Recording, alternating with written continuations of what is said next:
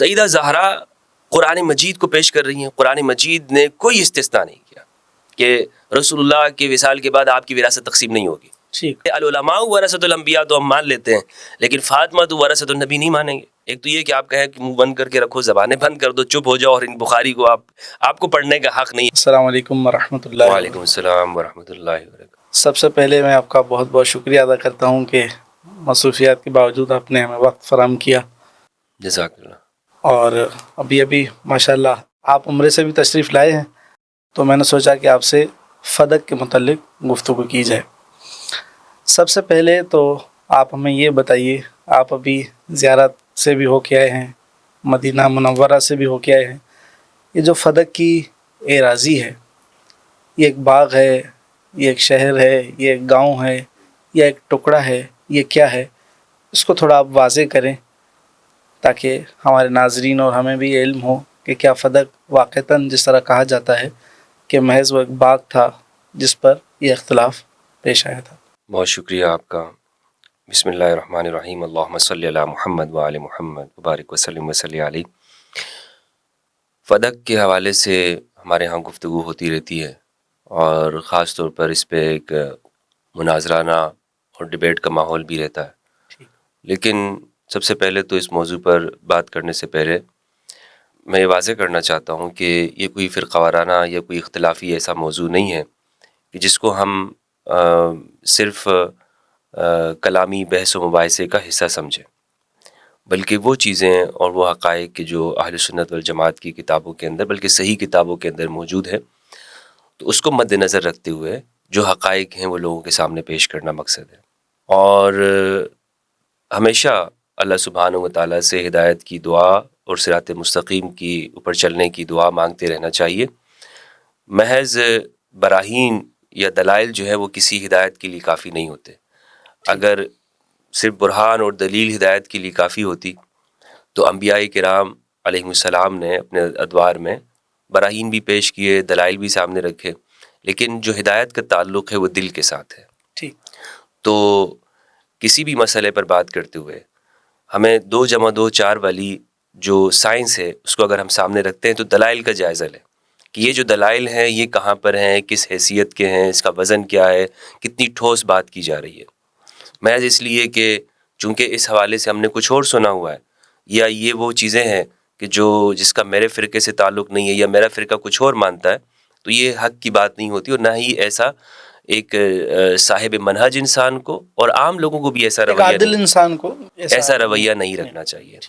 فدق کا اہل سنت میں اور شیعہ میں ایک اختلافی مسئلہ رہا ہے فدق کے حوالے سے، اور یہ اختلافی اس لیے بن گیا کہ رسول اللہ صلی اللہ علیہ وآلہ وسلم کے وصال کے بعد آپ کی بیٹی حضرت فاطمہ الزہرا سلام اللہ علیہا نے حضرت ابوبکر رضی اللہ عنہ کے سامنے ایک مطالبہ پیش کیا تھا. یعنی صحابہ کرام اور اہل بیت کے سامنے ایک اختلافی مسئلہ پیش آیا تھا اس دور. ایک مسئلہ آیا تو اس پر جو جواب حضرت زہرا سلام اللہ علیہا کو ملا اور جو مطالبہ آپ نے سامنے رکھا تھا، تو اس کے بعد پھر یہ ایک اختلافی معاملہ بن گیا. یعنی یہ جو اختلاف ہے اس کی بنیاد صحابہ کے دور کی ہے، ہم اس کو شروع کے زمانے کی، کیونکہ مسئلہ اس زمانے کا ہے. صحیح. آج ہم یعنی امت کی پوری مجموعی جو حیثیت ہے اس کو دیکھیں تو جو یعنی اگر ہم اس معاملے کے اندر دیکھیں کہ امت کہاں پہ کھڑی ہے، تو جب سے یہ مطالبہ ہوا ہے اس کے بعد تمام اہل سنت والجماعت وہ حضرت ابوبکر رضی اللہ تعالیٰ عنہ کے مطالبے کے ساتھ اور حضرت ابوبکر رضی اللہ تعالیٰ عنہ کے جو جواب ہے ان کے ساتھ کھڑی ہے. اور اہل سنت کی اکثریت حضرت ابوبکر کے مقدمے کے ساتھ کھڑی ہے. جی. اور جو شیعہ ہیں اور شیعہ کے تمام فرقے جتنے بھی ہیں، اسماعیلیہ ہوں، زیدیہ ہوں یا امامیہ اثنا عشریہ، وہ حضرت فاطمہ الزہرا سلام اللہ علیہا کا جو مطالبہ ہے ان کے ساتھ وہ ان کو حق پہ مانتے ہیں اور ان کے ساتھ ہیں.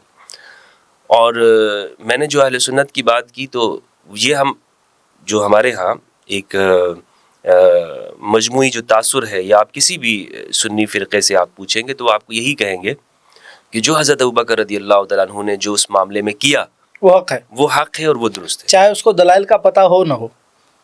عام آدمی کا تو جو بہت نیچے لیول کا شخص ہے اس کو اتنا علم نہیں ہوتا ان مسائل کا، یعنی جو کچھ پڑھے لکھے ہیں جن کو ان مسائل کا علم ہے، تو یہ ایک تقسیم پائی جاتی ہے امت کے اندر. اب اس معاملے کو کہ جو حضرت فاطمہ الزہرا سلام اللہ علیہا نے یہ مطالبہ رکھا تھا، اس کو ہم قرآن و سنت کی روشنی میں اور اہل السنت والجماعت کی کتابوں کی روشنی میں اس کو ہم نے دیکھنا ہے کہ وہاں پہ کیا لکھا ہوا ہے. تو جو معاملہ ہے، آپ نے سوال یہ کیا کہ فدق یہ زمین کتنی ہے، میں یہاں سے ہو گیا ہوں، میں اس جانب آپ کے سوال کے جواب کی طرف آؤں گا، لیکن پہلے میں یہ عرض کرتا چلوں کہ وہ معاملہ تھا کیا. یعنی سیدہ زہرا سلام اللہ علیہا نے جو مطالبہ کیا تھا تو وہ کس چیز کا تھا، اور اس پر پھر یہ امت میں آگے جا کر یہ اس معاملے کو نہ سمجھنے کی وجہ سے یہ تقسیم کیوں پائی جاتی ہے. تو آپ نے جو مطالبہ کیا تھا جب حضرت ابوبکر رضی اللہ تعالیٰ عنہ ثقیفہ بنی ساعدہ کے بعد خلیفہ بن جاتے ہیں اور ان کی خلافت منعقد ہو جاتی ہے اس شورائے فیصلے کے نتیجے میں، تو حضرت فاطمہ ایک مطالبہ لے کر آتی ہے، اور وہ مطالبہ صرف فدق کا نہیں ہے، وہ مطالبہ رسول اللہ صلی اللہ علیہ وآلہ وسلم کی ذاتی ملکیت کے اندر موجود وہ پراپرٹیز جو آپ کو مالفے کے نتیجے میں حاصل ہوئی تھی یا صدقات مدینہ کی حیثیت سے یا کسی شخص نے رسول اللہ صلی اللہ علیہ وآلہ وسلم کو دے دی تھی. یعنی یہ محض ایک فدق کا دعویٰ نہ تھا، ایک فدق کا دعویٰ نہیں تھا. تو وہ جو پراپرٹی تھی مدینہ کی ہیں، خیبر کی ہے، خیبر کا تھا، یا بعض انصار نے زمینیں دی ہوئی تھیں کہ رسول اللہ اس کو اپنے استعمال میں لے کر آئے. جی ٹھیک. علامہ عینی رحمہ اللہ نے عمدۃ القاری کے اندر اس تمام جو ورثہ ہے جائیداد پراپرٹی جو رسول اللہ کے زیر استعمال تھی، لوگوں نے جو دی تھی، اس کی تفصیلات بیان کی ہیں. یعنی سیدہ کا جو دعویٰ تھا ان تمام کے متعلق تھا، ان تمام کے متعلق، نہ کہ فدق کے متعلق. صرف فدق نہیں ہے کہ، اور کچھ لوگ اس کو اس طرح بھی پیش کرتے ہیں کہ جناب چند کھجور کے باغات تھے یا جو ہے وہ کچھ کھجوروں کا کوئی معاملہ تھا. ایک مولانا صاحب بھی کہہ رہے تھے کہ میرے استاد گئے تھے اور دیکھ کے آئے تھے، وہ تو جی ایک باغ ہے. تو اسی لیے میں نے آپ سے اس کی اراضی کا سوال کیا. یہ ایک بہت بڑی پراپرٹی ہے فدق کی، اور فدق نہیں، جو مطالبہ ہے حضرت فاطمہ کا. اچھا جو مطالبہ ہے وہ مطالبہ کیا ہے؟ مطالبہ ہے مدینہ کے 7 باغ جو اس کا حوالہ بھی اگر آپ دیتے چلیں. جی، یہ ہماری اہل سنت کی صحیح کتابوں کے اندر، بخاری، مسلم کے اندر، ابو داؤد میں، ان تمام کا احصاء اگر آپ جمع کریں گے تو یہ ساری چیزیں آپ کے سامنے آئیں گی. مثلاً مخیریق جو ہے وہ یہودی تھا، اس کے بارے میں اختلاف ہے کہ آیا اس نے اسلام قبول کیا تھا یا نہیں قبول کیا تھا. بخاری نے تاریخ الکبیر کے اندر لکھا ہے کہ یہ لم یکن لہ صحبہ، یہ صحابی نہیں ہے، اس نے صحبت نہیں حاصل کیا، اس نے صحبت حاصل نہیں کی ہے. لیکن یہ ہے کہ یہ شخص ایک اختلافی معاملہ ہے، اس نے احد کے غزوے میں شرکت کی ہے، یہودی تھا اور یہ مخیریق نام کا. تو اس نے کہا کہ اپنی قوم والوں کو بھی کہ تم میرے ساتھ شامل ہو جاؤ، لیکن لوگ نہیں ہوئے، ان کی بات نہیں مانی، یہ اکیلے چلا گیا تھا. تو موت کے وقت میں یا اس سے پہلے اس نے یہ وصیت کی تھی کہ میرا جتنی بھی جو پراپرٹی ہے، جو مال ہے، یہ رسول خدا کے لیے ہوگی، رسول اللہ صلی اللہ علیہ وسلم. اچھا، اس شخص نے مخیریق نام تھا اس کا، اس کے 7 باغات تھے، اور یہ مدینہ کا بہت بڑا امیر آدمی تھا. بعض نے کہا کہ یہ بنو قینقاع کا تھا، بعض نے کہا کہ بڑا تاجر انسان تھا، ایک تاجر انسان تھا، پراپرٹی والا زمیندار انسان تھا. تو اس کے 7 باغات تھے، وہ مدینہ کے اندر آج بھی موجود ہے، مخیریق کے ساتھ. اچھا، اسی نام سے وہ مختلف لوگوں کی ملکیت کے اندر ہے ابھی، جو وہاں پر رہنے والے لوگ ہیں، اور انہوں نے اس کو ایک دیوار لگا دی، چونکہ وہ ذاتی ملکیت ان کے بن گئے ہیں، تو وہ انہوں نے اپنی پراپرٹی کے طور پر اس کو محفوظ کیا ہوا ہے. وہ باغات تھے، خیبر کے باغات تھے، اور میں نے آپ کو بتایا کہ انصار نے جو زمینیں دی تھیں وہ اموال ہیں. اسی طرح فدق کی ایک بڑی زمین، فدق کا یعنی آپ اندازہ لگائیں کہ اگر آپ گوگل کے زمانے میں ہم رہتے ہیں تو اگر پوچھیں کہ فدق کا کل رقبہ کتنا ہے، تو فدق جو ہے وہ تقریباً 50 کلومیٹر کے رقبے پر مشتمل علاقہ تھا. تو 50 فدق، ہاں 50 ہم نے تو سنا ہے کہ محض یہ ایک باغ تھا اور اس کی چند کھجوریں تھیں. نہیں، ابھی آپ سنتے جائیں نا کہ ہم نے کیا کیا سنا ہوا ہے اور حقیقت کیا ہے. اچھا، تو وہ کس طرح سے اس کو بیان کیا گیا، یعنی محض جو ہے وہ اس طرح کے ایک اختلافی مسئلہ ہوا اور آئے نہیں، وہ ہے کیا، وہ کتنی بڑی زمین ہے اور اس کی آمدنی کیا تھی، اور وہ کیا وہ اہل البیت کے لیے کیا اہمیت رکھتی ہے اور اسلام کے لیے کیا اہمیت رکھتی ہے. 50 کلومیٹر کے اوپر مشتمل یہ رقبہ جو فدق کی زمین کہلاتا ہے، یہ اور یہ تمام جو زمینیں ہیں ان کا مطالبہ لے کر حضرت فاطمہ سلام اللہ علیہا حضرت ابوبکر رضی اللہ تعالیٰ عنہ کے پاس آئیں، اور صحیح بخاری کے اندر یہ تمام زمینوں کے نام موجود ہیں کہ وہ کون کون سی چیزیں ہیں، یعنی صدقہ مدینہ ہے، خیبر کی زمینیں ہیں، فدق ہے، اور صفایا مخیریق جو ہے وہ اس میں موجود ہے. اور صحیح بخاری میں میرے سامنے ہے، میں آپ کو اس کا نمبر بھی بتا دیتا ہوں کہ جس میں صرف فدق نہیں ہے، صحیح بخاری کی روایت نمبر 3711. تو یہ ناظرین بھی اس کو دیکھ لیں. اور مشہور راوی زہری اور پھر عروہ بن زبیر ان سے روایت کرتے ہیں، وہ ام المومنین حضرت عائشہ رضی اللہ عنہا، بالکل، کہ حضرت فاطمہ علیہ السلام ارسلت الی ابی بکر تسألہ میراثها من النبی مما افاء اللہ علی رسولہ تطلب صدقۃ النبی التی بالمدینۃ وفدق وما بقی من خمس خیبر. یہاں 3 زمینوں کا نام لکھا ہے، خمس خیبر کا، فدق کا اور صدقہ مدینہ کا. صدقہ مدینہ ایک عام بات ہے، یعنی اس میں بہت ساری زمینیں آ جاتی ہیں، یعنی ایک مجموعی بات ہے کہ مدینہ میں جو صدقہ زمینیں تھی، یعنی جو وقف مال تھا پراپرٹی رسول یعنی مدینہ کے اندر، ٹھیک. اور اس میں میں نے آپ کو بتایا وہ مخیریق کی زمینیں ہیں، اور اسی طرح وہ انصار نے جو دی ہیں کہ جن کی طرف خاص طور پر پانی ان کی زمینوں کی جانب نہیں آتا تھا، ان زمینوں کو رسول اللہ کے نام کر دیا تھا. بلکہ مدینہ کے اندر جن حجروں میں آپ صلی اللہ علیہ وآلہ وسلم رہتے تھے وہ بھی انصار کی جانب سے، بعض کو آپ نے خریدا بھی تھا اور بعض آپ کو انصار صحابہ نے آپ کو دیے بھی تھی. تو یہ تمام مجموعی پراپرٹی کا آپ وہ مطالبہ کرتی ہیں، اور آپ اس کی آمدن کا اندازہ لگائیں.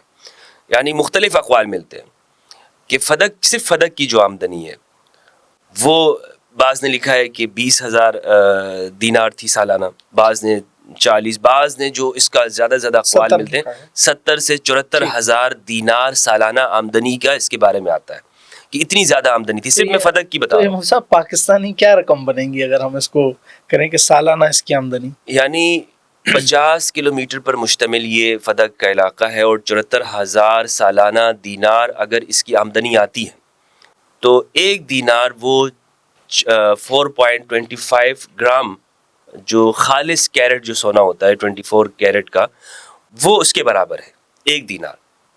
تو آپ اندازہ لگائیں، ہمیں اگر یہ اس کا ٹوٹل ہمارے سامنے جو آتا ہے تو کروڑوں میں جاتی ہے. 74 کو اگر ہم ملٹی پلائی کریں اس کو 4.25 سے، تو یہ کتنے ہزاروں گرام جو ہے وہ سونے کے مقابلے، اور آج کل سونے کی کیا قیمت ہے وہ تو پھر کروڑوں اور اربوں میں چلا جائے گا معاملہ. اچھا، یہ صرف فدق کی پراپرٹی کی بات ہے. ہاں، 4 گرام اور 4.25 گرام جو اگر ہم اس کو سونے کو لیتے ہیں خالص، تو تقریباً کوئی آج کے حساب سے 60 سے 70 ہزار غالباً یہ بنے گا. زیادہ مجھے سونے سے واقفیت نہیں ہے، لیکن یہ ہے کہ اتنا ہی میرے خیال میں جو ہے اگر اس کو ہم دیکھتے ہیں، اور پھر مجموعی اس رقم کو ہم لگائیں تو پاکستانی کرنسی میں تو اربوں کے اندر یہ صرف فدق کی جو زمین ہے. اور اس کے علاوہ اور یہ جو مخیریق کے جو باغات ہیں، یہ تو مدینہ کی سب سے عمدہ کھجور خرما جو ہے وہ ان باغات کی ہے، اور دنیا بھر کے اندر یہ امپورٹ ہوتی ہے وہاں سعودیہ سے. اور فدق کی زمین کی بھی وہاں کی جو کھجوریں ہیں وہ بعض لوگوں کو نصیب ہوتی ہیں، بہت عمدہ کھجوریں اس کی ہیں. اور اس زمانے میں بھی بڑی، یعنی آپ پورے ملک کی غذائی جو ضرورت ہے وہ فدق کے باغات اس کو پورا کر سکتے. اور عرب کی جو غذا ہے اس کا جو انحصار تھا وہ کھجور ہے اور یا دودھ ہے اونٹ کا، اسی کے اوپر ان کی غذا چلتی ہے. تو یعنی پورے جو ملک کی جو فائنانس ہے، جو اقتصادیات ہے، وہ فدق کا جو باغ ہے وہ پورا کر سکتا ہے. جیسے کراچی والوں کا دعویٰ ہے کہ پورے پاکستان کا ٹیکس کراچی بھرتا ہے. تو کراچی کا بھی اگر آپ یہ دیکھیں کہ کراچی کا جو لمبائی کے اندر جو رقبہ ہے تقریباً 50 سے 55 کلومیٹر بنتا ہے، تو فدق اتنا ہی بڑا ہے. کراچی جتنا ہے فدق کراچی جتنا ہی ہے. تو اس کی پھر مالیت کا آپ اندازہ کر لیں. وہ مال اس سے یعنی آپ ایک پورا لشکر بنا سکتے ہیں، خرچ کر سکتے ہیں اس سے آپ، یعنی پورا جو نظام تھا اس وقت کا، ہاں، رسول اعظم صلی اللہ علیہ وآلہ وسلم کے بعد وہ اسی فدق اور دیگر مالیت سے چلتا ہوگا. دیگر مالیت سے. تو یہ سب چونکہ فدق جو ہے یہ مال فے ہے، مال فے یہ خالصتاً رسول اللہ کا حق ہے. سورۃ الحشر کے اندر قرآن مجید میں بھی موجود ہے کہ وہ اموال کے جس پر آپ نے گھوڑے نہیں دوڑائے ہیں وہ آپ کے لیے ہے، اللہ کے رسول، اللہ کے لیے ہے، اللہ کے رسول کے لیے ہے، مساکین کے لیے ہے. ہاں، تاکہ جو مال جو ہے وہ ایک ہاتھوں کے اندر نہ آ جائے، وہ رسول خدا کے پاس ہوں، رسول خدا جو ہے اسے آگے خرچ کرے. اور پھر ما آتاکم الرسول فخذوہ وما نہاکم عنہ فانتہوا، کہ جسے رسول دینا چاہیں دے دیں، جسے روکنا چاہیں روک دیں. اور رسول اللہ صلی اللہ علیہ وآلہ وسلم اپنی حیات طیبہ کے اندر اپنے اہل و عیال کے اوپر اسے خرچ کیا کرتے تھے. اور اس بات کو حضرت عمر رضی اللہ تعالیٰ عنہ انہوں نے بھی، بخاری مسلم کے اندر روایت موجود ہے کہ یہ بات تسلیم کرتے تھے. یہ خالص رسول اللہ خدا کا مال تھا، یہ خالص رسول اللہ کا حق ہے. آپ جسے دیں گے وہ آپ کی منشا ہے، اور جسے نہ دینا چاہیں تو وہ سوال نہیں کر سکتا کہ آپ مجھے کیوں نہیں دے رہے. تو فدق ایک بہت بڑی زمین ہے. ٹھیک ہے. محض یہ کہنا کہ اور بس باغ فدق ہمارے لوگوں کی زبان پر آ گیا ہے اور اس کی اصل اہمیت نہیں پتا ہے کہ وہ کتنی اہم زمین ہے اور وہ کیا مقام رکھتی ہے. اور حضرت فاطمہ الزہرا سلام اللہ علیہا اس کا جو مطالبہ کر رہی ہیں، تو وہ مطالبہ میں نے شروع میں عرض یہ کیا کہ ہماری اہل سنت کہاں کھڑی اور شیعہ کہاں کھڑی ہے، لیکن میں بات یہاں پہ یہ کرنا چاہوں گا کہ ایک مسلمان کو کہاں کھڑا ہونا چاہیے. ایک محقق کو، اور ایک خاص طور پر اس شخص کو کہ جو رسول اللہ صلی اللہ علیہ وآلہ وسلم پر ایمان رکھتا ہے اور پھر آپ کے اہل بیت سے محبت کرتا ہے، تو اس کے ذہن میں یہ فرقہ وارانہ بحثوں سے اوپر اٹھ کر کچھ چیزیں، وہ سوال اس کے ذہن میں آنا چاہیے کہ آخر رسول خدا کی بیٹی ہے اور وہ ایک چیز کا مطالبہ لے کر اگر آ رہی ہے خلیفہ وقت کے پاس، تو انہوں نے کیا اس بات کو سمجھا ہے اور کس طرح سے سوچا ہے. اور یعنی آپ یہ دیکھیں کہ اگر ایک شخص وہ کسی کے سامنے ایک مطالبہ پیش کرتا ہے اور اسے پتا ہے کہ میں حکومت کے سامنے رکھنا چاہ رہا ہوں، ایک عام بندے کی بات تو الگ ہوتی ہے، ہم بڑوں کے سامنے جاتے ہیں، اور حکومت وقت کے سامنے اگر آپ مطالبہ رکھتے ہیں تو وہ آپ مکمل سوچ سمجھ کے لے کے جاتے ہیں. ایسا نہیں ہوتا کہ آپ یعنی آپ کوئی کیس لے کے جاتے ہیں اور پھر خلیفہ وقت ہو، آپ بھی کمزور، آپ کی کوئی تیاری نہ ہو. ہاں ایسا تو آپ کی کوئی تیاری نہ ہو، چاہے جائے کہ خاتون جنت سلام اللہ. میں یعنی ایک ذہن کو اس حیثیت سے میں لے کے جانا چاہتا ہوں تاکہ یہ معاملہ ہمیں سمجھ میں آئے کہ اس کی نزاکت کیا ہے. اور آپ ایسے نہیں ہے کہ آپ نے ٹھیک ہے ذہن میں یہ خیال آ گیا سیدہ کہ ٹھیک ہے مجھے یہ بات مطالبہ کرنی چاہیے، اور اس میں آپ نے اپنی مکمل ارادہ، مکمل شعور، مکمل رسول خدا کی پھر وہ تربیت، وہ ساری سب چیزیں آپ کے سامنے ہیں، پھر وہ لے کر جا رہی ہیں. اور خلیفہ کون ہے؟ حضرت ابوبکر رضی اللہ عنہ، جلیل القدر، مطلب ایک صحابی بھی ہیں. یہ جو کہا جاتا ہے کہ ان تک وہ حدیث نہیں پہنچی تھی، ہم اس پر آتے ہیں. آپ نے بھی فدق کی اراضی کو پورا کنکلوڈ کر لیا کہ اتنی تھی اور اس کی مالیت یہ تھی. یہ جو کہا جاتا ہے، آپ نے بھی ذکر کیا کہ ایسا نہیں ہو سکتا کہ سیدہ مقدمہ اپنا کمزور لے کے جائیں گی. تو یہ جو کہا جاتا ہے کہ سیدہ اس سے آگاہ نہیں تھی اس حدیث سے جو حضرت ابو بکر نے ان کو سنائی. اس میں کتنی صداقت ہے، اس بات میں کتنی یعنی آپ کے نزدیک یہ کیا ہے؟ دیکھیں، میں اسی لیے عرض یہ کر رہا ہوں کہ یہ مکمل ایک تیاری کے ساتھ، یعنی تیاری سے مراد یہ ہے کہ آپ اپنے ہوش و حواس ہیں، آپ عالمہ، زاہدہ، فاضلہ، طیبہ، طاہرہ، صدیقۃ الکبریٰ ہیں. آپ ان چیزوں کو جب پیش کر رہی ہیں تو آپ کے سامنے رسول خدا کی پوری تربیت موجود ہے، جو آپ کو رسول نے تربیت دی ہے مختلف حوالوں سے، مختلف مقامات پر، جو مال کے حوالے سے آپ کو بتایا ہے، جو زندگی گزارنے کے حوالے سے بتایا ہے، وراثت کے مسائل ہیں، قرآن مجید آپ کے سامنے، تو آپ وہ مطالبہ رکھ رہی ہیں سامنے.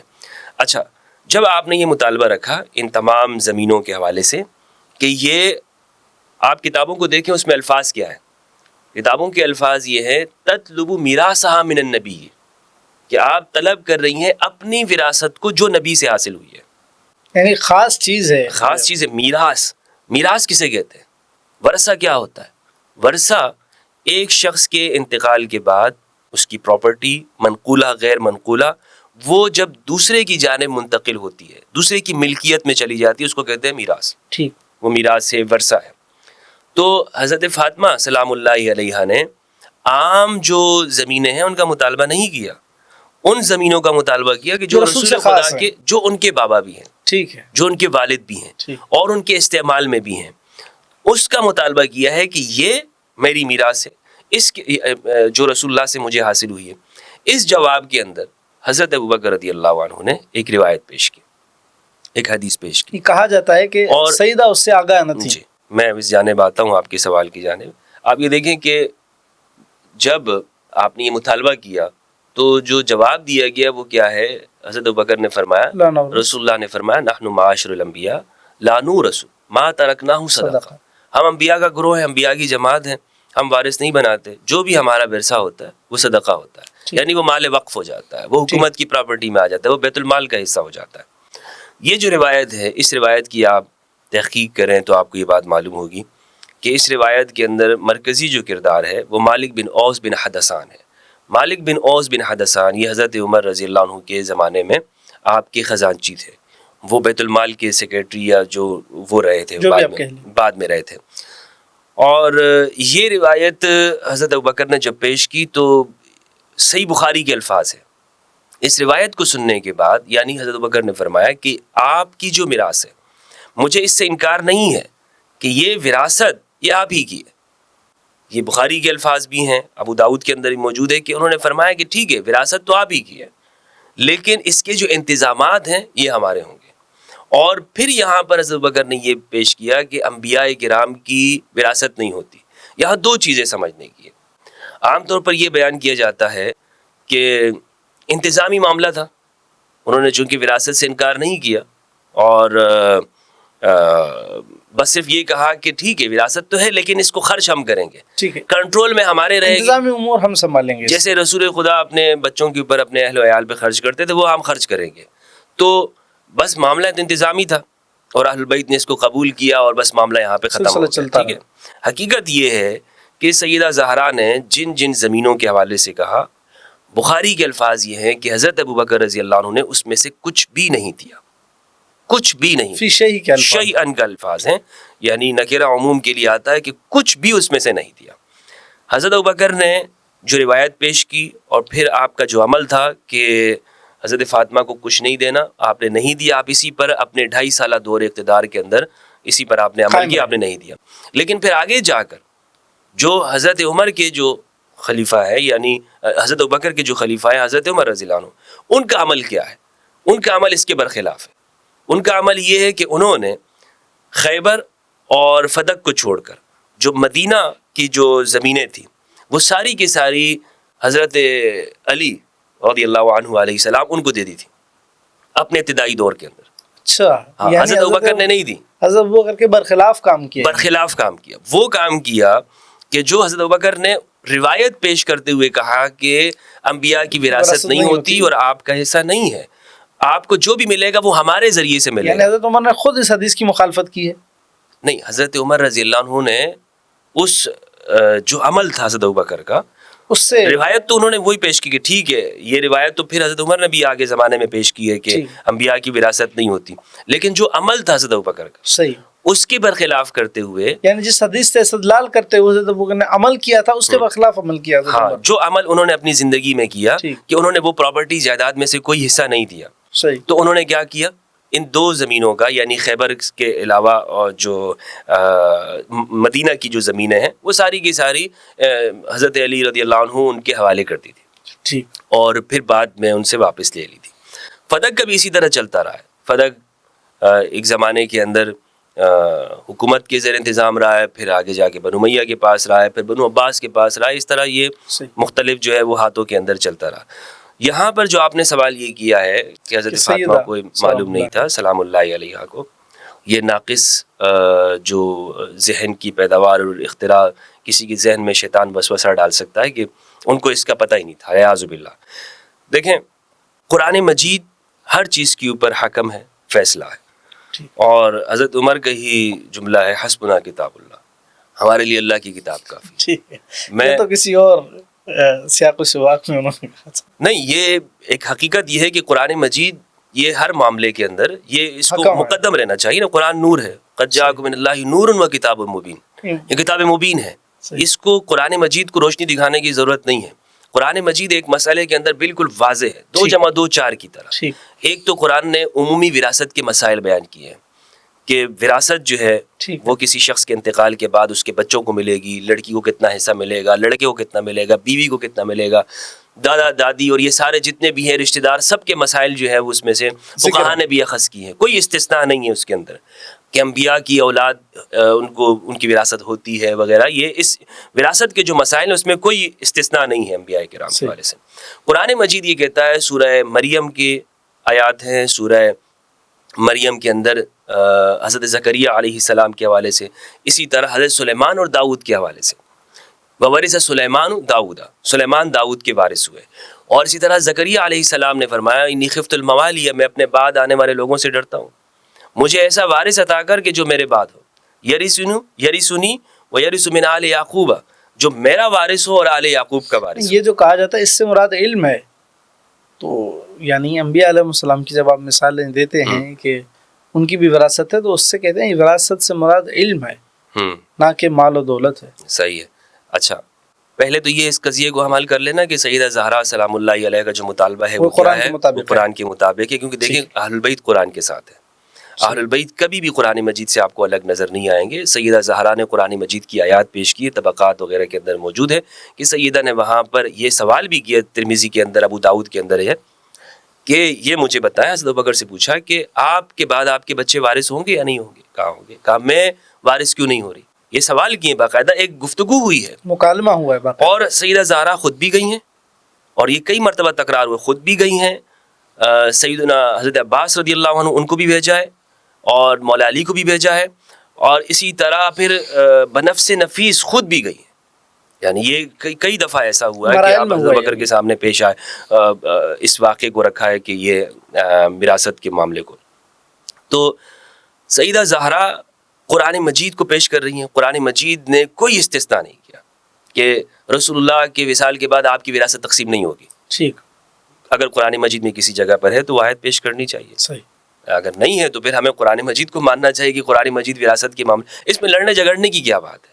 قرآن تو ہر چیز پر مقدم ہے نا, حکم ہے. ہاں, قرآن کے سامنے ہمیں اپنی خواہشات کو, اپنے فرقوں کو, اپنے عقیدوں کو وہ جگا لینا چاہیے. صحیح. قرآن کے سامنے سر تسلیم خم ہونا چاہیے. جب قرآن مجید کی آیت آ گئی, قرآن مجید واضح طور پر بیان کرتا ہے کہ ایک شخص کے انتقال کے بعد, وصال کے بعد وہ وراثت تقسیم ہوگی, اور اسی قرآن مجید کو رکھ کر حضرت فاطمہ نے اپنے مطالبات رکھے کہ یہ ہماری حصہ ہے اور قرآن ہمیں یہ کہتا ہے. تو وہاں پر حضرت ابوبکر رضی اللہ عنہ نے روایت پیش کی. اب یہ روایت جو ہے, یہ روایت خبر روایت ہے. اول تو اس روایت کی اگر ہم چھان پٹک کریں, تحقیق کریں, جو دیگر جو صحابہ اس کو نقل کرتے ہیں جیسے حضرت عمر ہیں یا عثمان اور یہ, یا ام المومنین حضرت عائشہ نقل کرتی ہیں, تو وہ بطور اقراء کے نقل کرتے ہیں, یعنی حضرت ابوبکر سے سن کر اس کو نقل کرتے ہیں. خود اس کے راوی نہیں ہے کہ وہ یہ کہیں کہ ہاں ہم نے رسول اللہ صلی اللہ علیہ وآلہ وسلم کو یہ فرماتے ہوئے سنا ہے, چونکہ وہاں پر وہ یہ ہمارے اہل سنت میں یہ کہا جاتا ہے چونکہ حضرت ابوبکر نے وہاں پیش کی اور کسی نے انکار نہیں کیا, لہٰذا سب کا اجماع اس کے اوپر ہوا ہے. اچھا اچھا, اس طور پر پیش کرتے ہیں. یہ اس کے راوی فقط حضرت ابوبکر ہیں, حضرت ابوبکر رضی اللہ عنہ ہیں, اور وہاں پر پیش کیا. اور پھر حضرت ابوبکر سے بھی صرف مالک بن اوس بن حدثان ہے, وہ وہاں سے مرکزی راوی ہے. کہیں پر بھی یہ روایت نہیں ملتی, اور وہ ابن زبیر اور دیگر نقل تو کرتے ہیں, لیکن چونکہ مین شخص وہاں پر مالک بن اوس بن حدثان ہے جو اس کو آگے نقل کرتے ہیں. حضرت فاطمہ الزہرا سلام اللہ علیہا نے, اگر ہم اس کو اس نظر سے دیکھیں کہ جیسے عام طور پر بیان کرتے ہیں کہ یہ ایک انتظامی معاملہ تھا, اور وہ یہ کہتے تھے کہ یہ اس کا انتظام ہمارے پاس رہے گا, میراث آپ کی ہے, آپ کی. اور حضرت بکر نے اس کا اعتراف بھی کیا ہے کہ یہ بالکل رسول اللہ صلی اللہ علیہ وآلہ وسلم کی وراثت ہے. یہ اس کو حضرت بکر نے انکار نہیں کیا کہ یہ بالکل آپ جو وراثت کی بات کر رہی ہیں. اب یہاں دو چیزیں سامنے آتی ہیں, ایک ہے انفرادی ملکیت کا مطالبہ, اور ایک ہے اس کا انتظامی جو امور ہے وہ سنبھالنے کی. سیدہ زہرا کا مطالبہ تھا انفرادی ملکیت کا کہ یہ میری پراپرٹی ہے, یعنی ہمارا ہے, یہ ہمارا ہے. ٹھیک. اور جو آپ کو جواب دیا گیا, دو, ایک دلیل پیش کی گئی اور ایک حضرت بکر نے دعویٰ رکھا ہے. دلیل یہ دی ہے کہ انبیاء کرام کی وراثت نہیں ہوتی ہے, اور جو ہوتا ہے وہ صدقہ ہوتا ہے, یہ دلیل ہے. اور پھر اس کے حوالے سے جو آپ نے فرمایا وہ یہ کہا کہ اس کا جو انتظام ہے, رسول اللہ چونکہ اپنے اہل و عیال پہ خرچ کرتے تو ہم اسی انتظام کو اسی طرح آگے لے کے چلیں گے اور ہمارے پاس ہوگا, اور یہ ہم اس کو یہ اس کی جو انتظامی ملکیت ہے وہ ہمارے یہاں رہے گی, آپ کو ہم اس حوالے سے نہیں دے سکتے.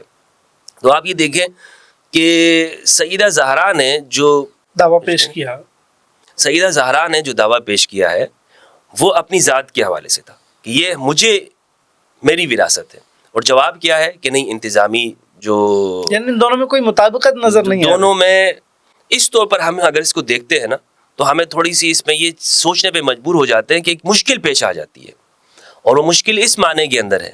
مثلا ایک شخص یہاں پر اگر آج کے زمانے کے اندر ایسا ہو کہ آپ اس سے کہیں کہ اس کے والد اگر صدر رہ چکے ہوں, وزیر اعظم رہ چکے ہوں, اور بیٹا جو ہے وہ دوسرے شخص سے پاس آ کے کہے کہ چونکہ میرے والد صاحب یہاں کرسی پر تھے اور یہ جو پارلیمنٹ ہاؤس ہے یا صدر ہاؤس ہے یہ آپ مجھے دے دیں, چونکہ میرے والد صاحب یہاں رہتے تھے. ٹھیک ہے, تو اس لیے جو ہے یہ میرا حق اس میں بنتا ہے. ٹھیک ہے نا, یہ ہے اس کو آپ کہیں گے اس شخص کو کہ بھائی آپ کا یہ مطالبہ درست نہیں ہے، اس لیے کہ یہ تو عام لوگوں کا، آپ کے والد صاحب بلا شک و شبہ اس ملک کے صدر رہے ہیں، وزیر اعظم رہے ہیں، اس گھر میں رہتے رہے ہیں، لیکن یہ آپ کا نہیں ہے. ٹھیک ہے، آپ کا وہ مال ہے کہ جو آپ کے والد کو ملکیت کے اندر اس کا ہوگا اور جو کسی نے دیا ہوگا وغیرہ وغیرہ. تو اجتماعی ملکیت کے اندر اور انفرادی ملکیت کے اندر فرق ہوتا ہے. صحیح.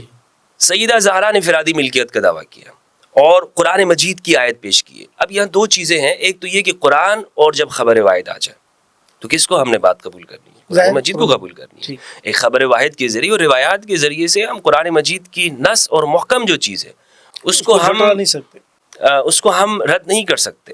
بلا شک و شبہ روایات کو قرآن مجید کے سامنے آ کر پیش ہونا ہے، قرآن مجید کے سامنے سر جھکانا ہے، قرآن مجید کی روشنی کے اندر اس نے آگے چلنا ہے. اور یہ اہل سنت کا اصول ہے. ہمارے لیے اللہ کی کتاب کافی، حسبنا کتاب اللہ، ہمارے لیے اللہ کی کتاب کافی. اور اس معاملے کے اندر تو ہم اگر قرآن کو دیکھیں تو قرآن بالکل واضح طور پر واشگاف انداز میں اعلان کر رہا ہے کہ سلیمان داؤد کے وارث ہوئے، زکریا کے وارث ہوئے. اور آپ نے جو یہاں پر یہ کہا کہ یہاں پہ وراثت علمی ہے یا وراثت نبوت ہے، یہ بالکل ایسا جواب ہے کہ جو اس کی کوئی تک نہیں بنتی ہے. یعنی علمی طور پر مجھے آپ بتائیں، علمی وراثت میں کیا انبیاء کو ڈر تو نہیں رہتا کہ نہیں، علمی کیا نبوت وراثت میں ملتی ہے؟ نبوت وراثت میں ہے یا اللہ کے اختصاص کے اوپر ہے؟ تو اللہ کا انعام ہے. اللہ یجتبی من رسلہ من یشاء، اللہ جسے چاہتا ہے رسول بنا دے. یہ تو اللہ کی منشا، اللہ کی مرضی ہے نا. اس میں تو وراثت ہے ہی نہیں ہے کہ آپ یہ کہیں کہ نبی کا بیٹا بھی نبی ہوگا، وراثت اس کو ملے گی. نبوت وراثت میں نہیں آتی ہے. اگر وراثت میں آتی تو نوح علیہ السلام کا بیٹا نبی ہوتا. وراثت میں آتی تو آپ صلی اللہ علیہ وآلہ وسلم کے بعد پھر انبیاء کا ایک سلسلہ، اور وہ تو نہیں ہے. اور بلکہ دیگر انبیاء، کسی نبی کے اندر وراثت کے قرآن مجید نے کہیں نہیں بیان کیا کہ یہ نبوت کو ہم وراثت کے طور پر پیش کرتے ہیں. تو اس کا جواب یہ دینا کہ انبیاء نے جو وہاں پر وراثت کا جو کہا ہے، دعا کی ہے، یا سلیمان داؤد کے وارث ہوئے تو نبوت میں وارث ہوئے ہیں، یہ بالکل قرآن مجید کی واضح نصوص کے خلاف اور عقل سلیم کے بھی خلاف ہے. تو وراثت نبوت میں نہیں ہے. علم میں بھی وراثت نہیں ہوتی ہے. اور اگر علم میں بھی اگر ہم وراثت مان لیتے ہیں تو وراثت کس کے پاس آئے گی؟ گھر والوں کے پاس آئے گی یا باہر جائے گی؟ گھر والوں کے پاس آئے گی نا. وہ وراثت کہاں جانی چاہیے؟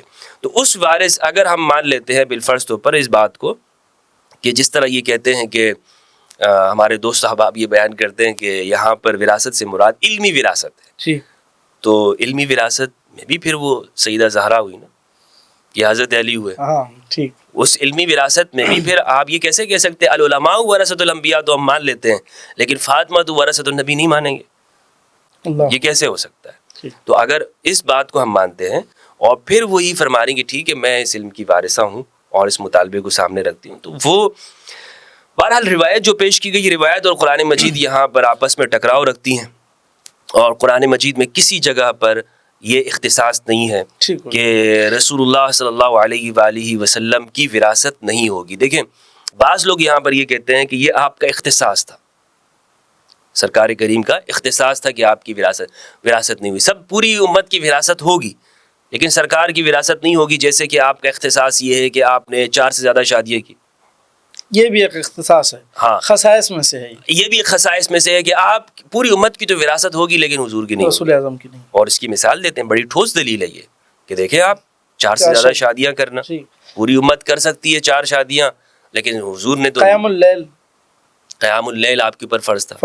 اسی طرح معراج جو ہے، معراج کا واقعہ اللہ کا دیدار، یعنی خصائص نبی اعظم گنواتے ہیں. یہ خصائص یاد رکھیے گا کہ خصائص جہاں پر بھی قرآن مجید میں بیان ہوئے ہیں وہاں، یعنی جہاں پر بھی آپ وہاں نص موجود ہے، وہاں پر یہ ہے کہ اللہ سبحانہ و تعالیٰ نے حکم دیا کہ یہ آپ کے لیے حلال ہے، خاص کر آپ کے علاوہ اوروں کے لیے حلال نہیں ہے. قرآن میں واضح لفظ ہے کہ آپ کے یہ جو نکاح ہیں 4 سے زیادہ، یہ آپ کے علاوہ اور لوگوں کے لیے نہیں ہے.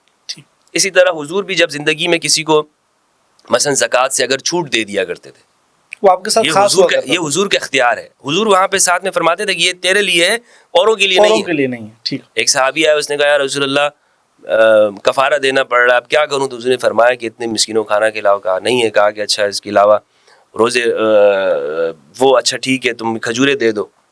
کہا یا رسول اللہ یہ تو یہ بھی نہیں ہے میرے پاس. کہا کیا بچا ہے؟ کہا کہ بس یہ ایک ہی کھجور ہے میرے پاس. کہا کہ یہ کسی کو دے دو. کہا یا رسول اللہ میرے سے زیادہ بھوکھا ہو کوئی ہے نہیں. کہا تم کھا لو. لیکن یہ تیرے لیے یہ خصائص میں سے اتنا ترتیب کے ساتھ جو ہے نا وہ سرکار وہ صرف یہ آپ نے جو ہے وہ یہ پھر قانون کا حصہ چیزیں نہیں بنیں گی، یہ قانون کا حصہ نہیں بنے گی. ٹھیک. تو ایک بات یہ ہو گئی کہ ایک جانب روایت ہے، دوسری جانب قرآن ہے اور قرآن مجید کے دلائل ہیں. پھر یہ کہنا کہ سیدہ کو ان چیزوں کا، دیکھیں میں نے آپ کو یہ بالکل بے بنیاد بات ہے. یعنی آپ صلی اللہ علیہ وآلہ وسلم اس معاملے کے اندر جس گھر میں قرآن اترا ہے، مطہرین ہیں، ان کی تربیت بھی کرتے ہیں، اپنے بچوں کی تربیت کرتے ہیں. تسبیح زہرا، اب دیکھیں تسبیح زہرا سلام اللہ علیہا، یہ وہ تحفہ ہے رسول اللہ کی جانب سے کہ جو اہل البیت کے اندر مسلسل چلتا رہا ہے پوری امت کے لیے. یہ ایک موقع پر آپ نے چونکہ گھر کا کام کیا کرتی تھی اور گھر کے کام میں آپ نے اور امام علی نے گھر کے کاموں کو تقسیم کیا ہوا تھا. باہر کے کام جو ہے مولا علی کریں گے، پانی بھر کے لانا، گھر کے لیے کمانا اور گھر کے اندر صفائی کرنا، یہ امام علی کا کام تھا. اور سیدہ زہرا کا چکی پیسنا، آٹا گوندنا، بچوں کے لیے روٹیاں بنانا. ٹھیک ہے، تو اب وہ اس گھر بچوں کے لیے، تو اس حوالے سے یہ چکی پیستے آپ نے کہا کہ ٹھیک ہے میرے لیے کچھ خادمہ رسول اللہ کے پاس آئیں تو اس میں سے کچھ خود بھی نہیں کہا. یہ دیکھیں آپ، یہ ایک تربیت دیکھیں نا کس طور پر مالی حوالے سے تربیت کی ہے اور زندگی گزار بزا تو منی. تو اس وقت میں جب حضرت علی سے کہا کہ آپ یہ مطالبہ رکھیں، تو اس میں یہ کہ ایک روایت کے اندر حضرت عائشہ رضی اللہ عنہا سے بھی کہا تھا. تو آپ صلی اللہ علیہ وآلہ وسلم خود تشریف لائے اور فرمایا کہ بیٹی کیا اس سے پیاری چیز میں تمہیں نہ بتا دوں؟ اللہ اکبر. کیا اس سے بہتر چیز؟ اور فرمایا کہ ہر نماز کے بعد 33 مرتبہ سبحان اللہ، الحمدللہ اور 34 مرتبہ اللہ اکبر جو تسبیح. اور یہ وہ تسبیح ہے کہ جس کو امام علی علیہ السلام نے صفین کی ان راتوں کے اندر کہ جس میں معرکے بپا ہوتے تھے اور شدت کے ساتھ جنگیں ہوتی تھی، آپ نے نہیں چھوڑا. یہ روایت کہاں ہے؟ صحیح بخاری کے اندر روایت موجود ہے. اللہ، صحیح بخاری میں روایت ہے. اور اس میں یعنی صفین کی راتوں راوی پوچھتا ہے کہ آپ یہ بتائیں کہ یہ آپ جو اس کو اتنے اہتمام کے ساتھ پڑھتے، کیا آپ نے صفین میں اس کو چھوڑا؟ امام نے کہا نہیں، صفین بھی میں نے اس کو جاری رکھا. اندازہ لگائیں کہ صفین کیسی راتیں ایک مارکا تھا، کیسی راتیں ہیں. یعنی یہ تسبیح فاطمہ وہ ہے جس کو صفین کی راتوں میں نہیں چھوڑا گیا. تو ایک تربیت ہو رہی ہے. عام بندے کو تو اس بات کا فرق معلوم ہو کہ یہ جو صدر ہاؤس ہے یہ میرے والد کی پراپرٹی نہیں ہے اور وہ اس کا مطالبہ کرنے کبھی نہیں جائے گا. کبھی نہیں آپ نے کبھی سنا بھی نہیں ہوگا کہ دنیا بھر کے اندر جو صدر چلے جاتے ہیں یا وزیر اعظم چلے جاتے ہیں، ان کے بچے جو ہے وہ جا کے عدالت میں کیس کر دیتے ہو کہ یہ جو صدر ہاؤس ہے ہمارا ہے. نہیں، یہ توقع ہم ان سے بھی نہیں کرتے عام انسانوں میں. تو ہم پھر یہ سید المرسلین کی صلی اللہ علیہ وآلہ وسلم کی بیٹی سے، آپ کی لخت جگر سے یہ توقع کر سکتے ہیں کہ آپ اس ذہن کے اوپر آ کر آپ یہ سوال کر رہی ہوں کہ وہ جو اجتماعی ملکیت ہے وہ مجھے ملنی چاہیے، کہ جن کو ایک ایک لمحے کے رسول نے کہا کہ آپ یہاں یہ کیجیے اور یہاں یہ کیجیے. تو بلا شک و شبہ ان کا جو مطالبہ تھا وہ انفرادی ملکیت کا تھا. جو جواب ان کو ملا ہے وہ اجتماعی ملکیت کے حوالے سے ملا ہے کہ یہ اس میں ہم انتظام کے اندر یہ ہمارے ہاتھ میں ہوگا اور ہم اس کو آگے لے کے چلتے رہیں گے. آپ بس اس میں آپ کا یہ ٹھیک ہے، یہ وراثت یہ آپ ہی کی ہے، اس سے انکار نہیں ہے. ٹھیک، ہاں، اس سے انکار نہیں ہے کہ یہ آپ کی، یہ آپ کی ہے. نہیں، وہ آپ نے جو کہا یہ وراثت آپ کی ہے، لیکن چلائیں گے ہم اس کو. سیدہ کے دعوے کے اوپر آپ نے فرمایا کہ سیدہ کا جو دعویٰ تھا وہ بالکل حدیث سے آگاہ تھی، اپنا دلائل پیش کیے، اس پر ہم نے بات کر لی. اب جب سیدہ کا انتقال ہوتا ہے، آپ چلی جاتی ہیں اور یہ جو معاملات تھے یہیں پر ختم ہو جاتے ہیں. بخاری کے اندر جو روایت ہے، اس کے علاوہ ترمذی کے اندر بھی ایک روایت ہے. تو سیدہ کے جانے کے بعد تو یہ معاملہ بالکل چیپٹر کلوز ہو گیا نا. جب اہل بیت کے گھر نے اس معاملے کو کلوز کیا، چیپٹر کو، یعنی دونوں کے باہم یعنی یہ معاملات کے ساتھ طے ہو گیا، تو آگے جا کے حضرت علی نے جب ایسا کام نہیں کیا، انہوں نے خاموشی اختیار کی اور ایک سلسلہ چلتا رہا، باقی تمام اہل بیت اسی سلسلے سے چلتا. تو ہمیں کیا ضرورت ہے آج اس مسئلے کو اتنا اٹھانے کی جب حضرت علی نے اس مطالبے کو دوبارہ نہیں دہرایا.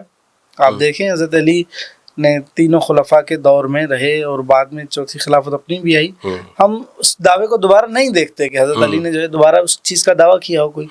تو جب حضرت علی دعوے دار نہیں ہے اس کے بعد، سیدہ کے جانے کے بعد، آپ اور اتنی کیوں یعنی اکثر دیکھیں یہ اس پہ بات تو اس لیے کی جا رہی ہے کہ امت کے اندر فرقے موجود ہیں، اختلاف موجود ہے. اس کو سمجھنا چاہیے نا کہ حضرت علی خود جو ہے وہ جب اس کا نہیں کر رہے تو آپ کو اور ہمیں کیا کرنے کی ضرورت ہے؟ اچھا دیکھیں، مجھے تو دیکھیں، ہم تو اس معاملے کو جو ہماری کتابوں میں لکھا ہوا ہے اس کو بیان کرنا ہے نا. ایک بات تو یہ ہے کہ کیا مطالبہ کیا نہیں کیا وہ میں اس جانب آتا ہوں، لیکن عام طور پر آپ لوگوں کو دیکھیں، کیا مسلمانوں میں فرقے موجود نہیں ہیں؟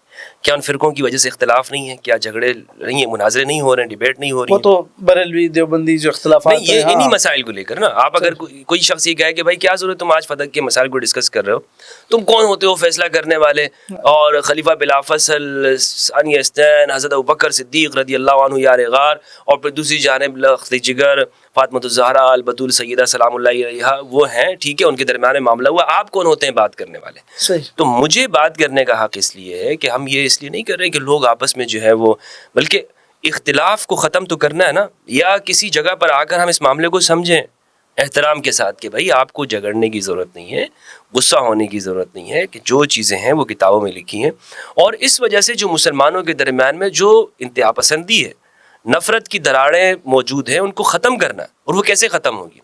کہ انہی باتوں کو سامنے رکھیں کہ جو ہماری صحیح بخاری کے اندر موجود ہے. اس بخاری کے اندر یہ مطالبے موجود ہیں، اس بخاری کے اندر یہ ہے کہ سیدہ زہرا سلام اللہ علیہا نے یہ مطالبات رکھے، اور آپ کے ان مطالبات کو نہیں مانا گیا، اور وہ آپس میں وہ ناراض ہوئی ہیں، انہوں نے زندگی بھر کلام چھوڑ دیا، حتیٰ کہ ایسی ناراضگی ہوئی کہ آپ نے امام علی سے کہا کہ میرے جنازے میں کسی کو مت آنے دینا، اور امام علی نے کسی کو اکیلے جنازہ پڑھا کر سیدہ زہرا کو دفنا دیا، اور کسی کو نہیں بتایا آپ نے. تو یہ کیا معاملات ہوئے ہیں؟ اور اس معاملات کو اگر ہم نہیں سمجھیں گے تو پھر دوریاں تو پیدا ہوں گی نا. مجھے اس سوال کا کوئی جواب دے دے، کیا ہمارے ہاں سنی شیعہ نفرت موجود نہیں ہے اور اس کو ہوا نہیں دی جاتی؟ تو اس کو ختم کرنے کا کیا طریقہ ہے؟ ایک تو یہ کہ آپ کہیں کہ منہ بند کر کے رکھو، زبانیں بند کر دو، چپ ہو جاؤ، اور ان بخاری کو آپ کو پڑھنے کا حق نہیں ہے، آپ کو کوئی ادھیکار حاصل نہیں ہے. یہ ہو سکتا ہے. یا دوسرا طریقہ یہ ہے کہ ہم کہیں کہ ٹھیک ہے ہماری کتابوں میں یہ لکھا ہے اور سیدہ نے یہاں پر. اور پھر قرآن مجید کدھر ہے بھائی؟ قرآن مجید تو سب کتابوں سے اوپر ہے نا، لا ریب فیہ ہے. تو قرآن میں مجھے کوئی ایک ایسا مسئلہ بتا دیں جس میں آپ نے دوبارہ سے میں یہ کہہ رہا ہوں، آپ فرمایا ہو کہ نہیں نبی کی وراثت نہیں ہوگی. کوئی ایک آیت ہے؟ یہ خاص طور پر ان لوگوں کو سوچنے کی بات ہے کہ جو ہر بات میں یہ کہتے ہیں ہمارے لیے اللہ کی کتاب کافی ہے. قرآن سے دکھاؤ، آپ قرآن سے بتائیں. آپ وہ پرانے زمانے کے مسئلے کی بات کر رہے ہیں، آپ کو کیا حق پہنچتا ہے؟ دونوں جانب سے صحابہ ہے، دونوں جانب سے اگر صحابہ ہیں، اور بالکل بلا شک و شبہ دونوں جانب سے صحابہ ہیں، ایک جانب صحابی رسول ہے، دوسری جانب رسول اللہ کی بیٹی ہیں، لیکن قرآن کہاں کھڑا ہوا ہے اور سیدہ کا مطالبہ کیا ہے؟ یہ بات ہے. اور پھر آپ نے سوال کیا کہ حضرت علی نے حضرت علی نے امام علی نے مطالبہ کیوں نہیں کیا؟ امام علی نے مطالبے کیے. یہ کس نے کہا ہے کہ مطالبات نہیں کیے؟ امام علی نے حضرت عمر کے زمانے میں مطالبہ ہوا ہے، اور اس کے اوپر باقاعدہ آپس میں بحث چلی ہے وہاں پر، اور حضرت عمر نے جو جوابات دی، حضرت عمر بھی اس بات کو تسلیم کرتے. آپ دیکھیے نا کہ یہ کہاں لکھا ہے کہ صحیح بخاری کے اندر، صحیح بخاری میں، ابو داؤد میں، یہ تو حضرت علی نے دعویٰ کیا ہو سیدہ کے جانے کے بعد، ان کے ہوتے ہوئے کی بات نہیں کر رہے ہیں. یہ صحیح بخاری میں ہے، مصنف عبدالرزاق کے اندر ہے، اور معمر سے روایت ہے، مشہور روایت ہے، صحیح مسلم کے اندر بھی موجود ہے. بخاری اور عبدالرزاق، مین استاد تو ان کے سب عبدالرزاق ہی ہیں نا، تو اس لیے ان کا حوالہ ہم پہلے پیش کر دیتے ہیں. یہ فرماتے ہیں کہ حضرت عمر کے زمانے میں یہ معاملہ پیش آیا، یعنی یہ فدق کا مطالبہ کیا باقاعدہ. حضرت عمر کے زمانے میں حضرت علی گئے ان کے پاس فدق کا مطالبہ یعنی ایک کیس پیش ہوا.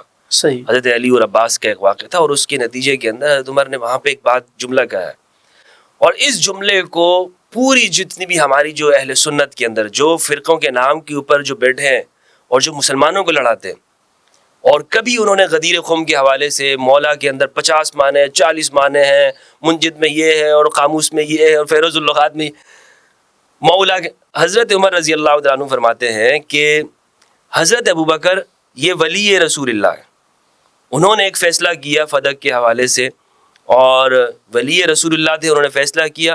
پھر اس کے بعد میں آیا، تم مجھے ایسا سمجھتے تھے، میں آیا ہوں اور میں ولی ابی بکر ہوں. ولی کا لفظ پیش کرتے ہیں یعنی خلیفہ، بطور خلیفہ کی. تو میں آپ تو ان کی عقلوں کے اوپر حیران ہوں کہ جو یہ کہتے ہیں مولا کا معنی تو یہاں پہ صرف دوست ہوتا ہے، اور جس مولوی سے پوچھو مولا کا معنی کیا، دوست اگر کرتا ہے تو آپ تو ایک اس کے سامنے یہ روایت رکھیں. دوسری بات یہ کہ انا ولی رسول اللہ، انا ولی رسول اللہ، کہ میں رسول اللہ کا خلیفہ. حضرت ابوبکر نے کہا کہ میں رسول اللہ کا ولی ہوں. ولی کا معنی کیا معنی ہے؟ خلیفہ. سب ترجمہ کرنے والوں نے نیچے لکھا ہے خلیفہ، رسول اللہ کا خلیفہ. ولی کا معنی خلیفہ. اندازہ لگائیں. تو اس میں وہ فیصلہ ہوا وہاں پر حضرت امام علی علیہ السلام نے حضرت عمر کے زمانے میں بھی یہ کیا. اور پھر میں نے آپ کو یہ بات آپ کے سامنے رکھی کہ آپ دیکھیں کہ جو حالات اس وقت میں تھے، جس طرح سے غدیر خم میں امام علی علیہ السلام کی ولایت اور آپ کی نیابت اور بیعت کے حوالے صحابہ کرام رضوان اللہ علیہم سے بیعت لی غدیر خم کے مقام پہ. اور وہ مقام آپ دیکھیں گے تو ایک آج بھی وہاں سے اس کی معطر فضاؤں کے اندر آپ تو بھی الحمدللہ وہاں پر آپ کو آپ وہاں جائیں گے تو آپ روحانی تسکین محسوس کریں گے. گویا کہ آپ کو یوں محسوس ہوگا میں وہاں پہ آیا ہوں جہاں 1,24,000 صحابہ کرام رضوان اللہ علیہم سے سیدنا امام علی کے لیے رسول اللہ صلی اللہ علیہ وآلہ وسلم نے بیعت لی. من کنت مولا فاز علی مولا اللہم والی من والا بعد من آدا. تو یہاں پر دعویٰ حضرت عمر کے دور میں بھی حضرت عمر رضی اللہ عنہ کے زمانے میں بھی بخاری کا حوالہ آپ اسکرین پر وہ چلا دیجیے گا. یعنی دعویٰ برقرار رہا. جی بالکل انشاءاللہ. یہ ایک جو ہماری گفتگو ہو رہی ہے میں کوشش یہ ہوگی کہ اس کو سامنے رکھوں. جب یہ انتظامی امور حضرت ابوبکر کے ہاتھ میں تھے اور حضرت علی اور حضرت فاطمہ کا بھی یہی مطالبہ تھا کہ انتظامی جو رسول خدا جس طریقے سے چلاتے تھے میں بھی، تو یہی بات حضرت ابوبکر نے بھی کی تھی نا کہ میں ان اموال کو یا ان چیزوں کو، فدق کو، خیبر کو اسی طریقے سے چلاؤں گا جس طرح رسول خدا چلاتے تھے. اب اس دور کے اندر سیدہ بھی نہیں چلے، ناراض ہوئیں، اس دنیا سے پردہ فرما گئے حضرت علی بھی اس دور میں. حضرت ابوبکر بھی تو اسی دور میں چل رہے تھے، ان انتظامی امور کو ویسے ہی چلا رہے تھے.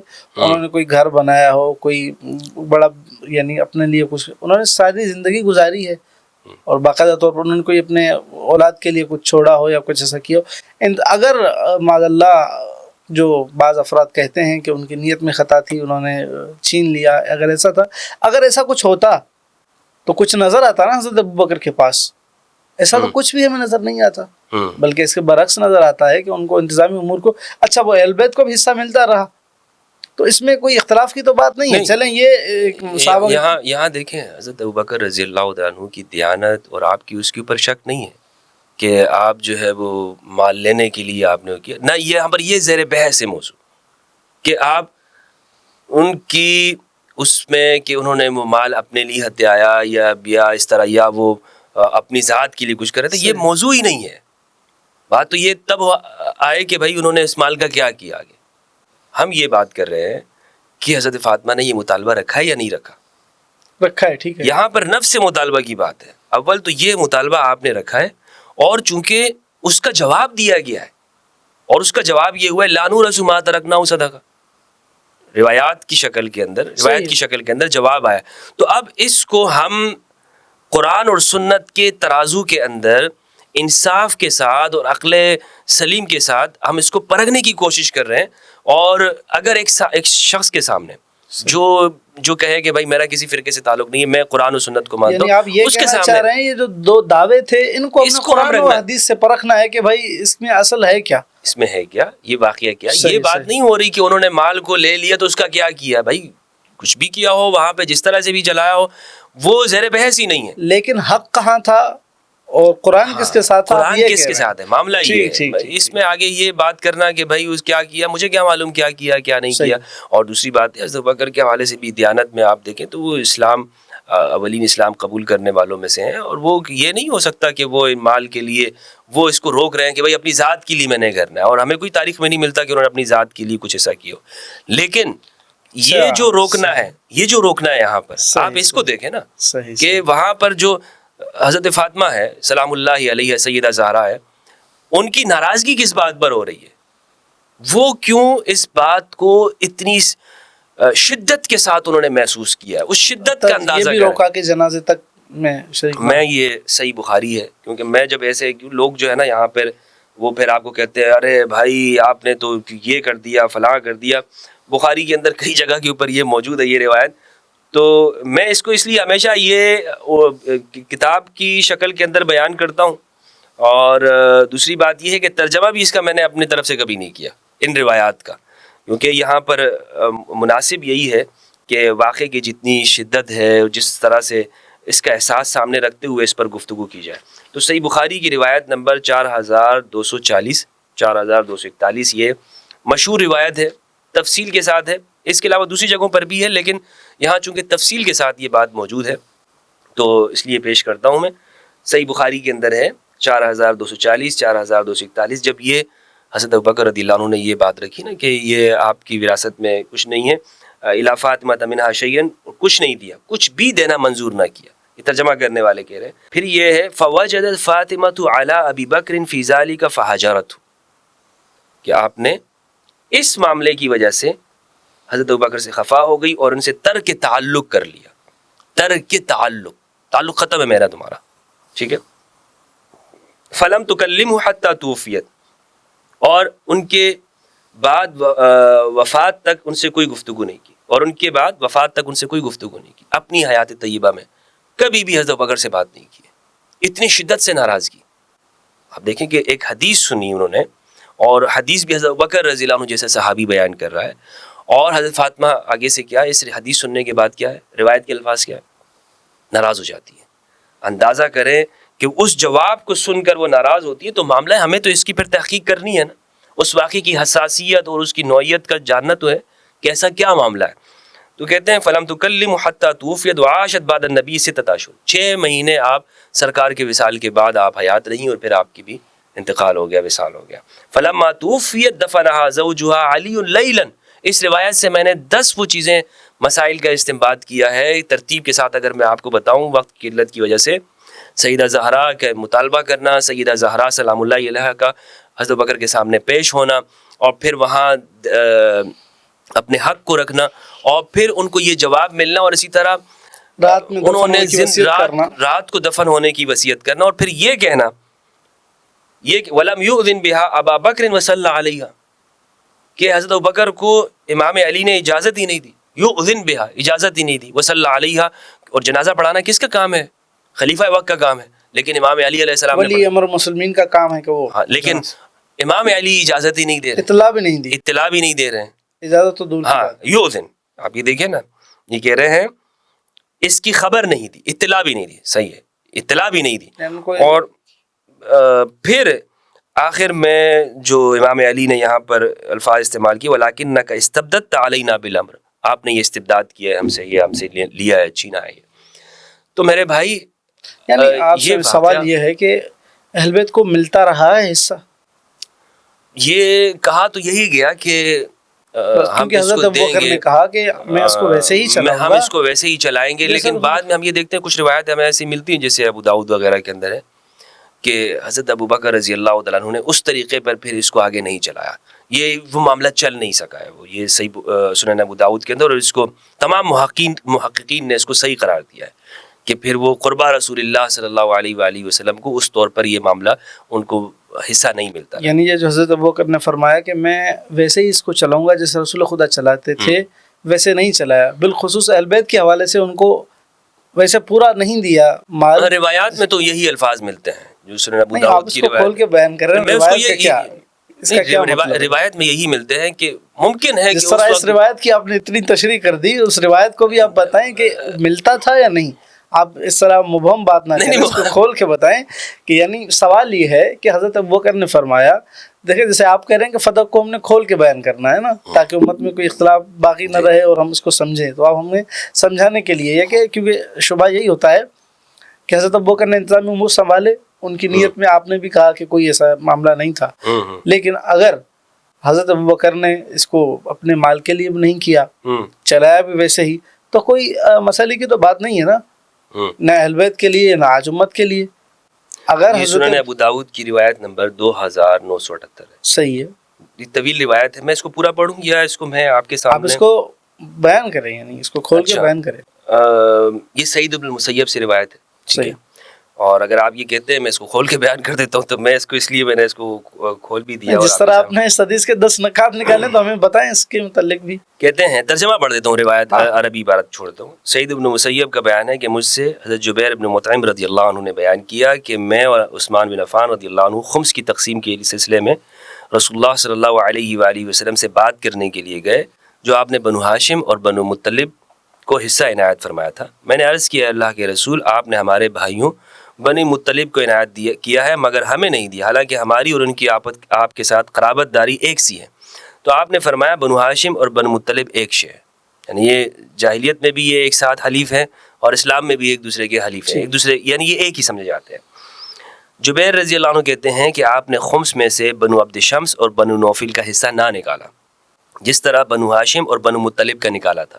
راوی کا بیان ہے کہ حضرت ابوبکر صدیق رضی اللہ عنہ خمس اسی طرح تقسیم کیا کرتے تھے جیسے کہ رسول اللہ صلی اللہ علیہ وآلہ وسلم کرتے تھے، لیکن وہ رسول اللہ کے ان قرابت داروں کو اتنا نہ دیتے تھے جتنا رسول اللہ دیا کرتے تھے۔ چنانچہ حضرت عمر رضی اللہ عنہ اور ان کے بعد عثمان بھی انہیں دیتے رہے، اور روایت کے الفاظ یہ ہیں غیر انہ لم یکن یعطی قربا رسول اللہ صلی اللہ علیہ وآلہ وسلم ما کان النبی صلی اللہ علیہ وآلہ وسلم یعطیہم قال وکان عمر بن الخطاب یعطیہم منہ وعثمان بعدہ۔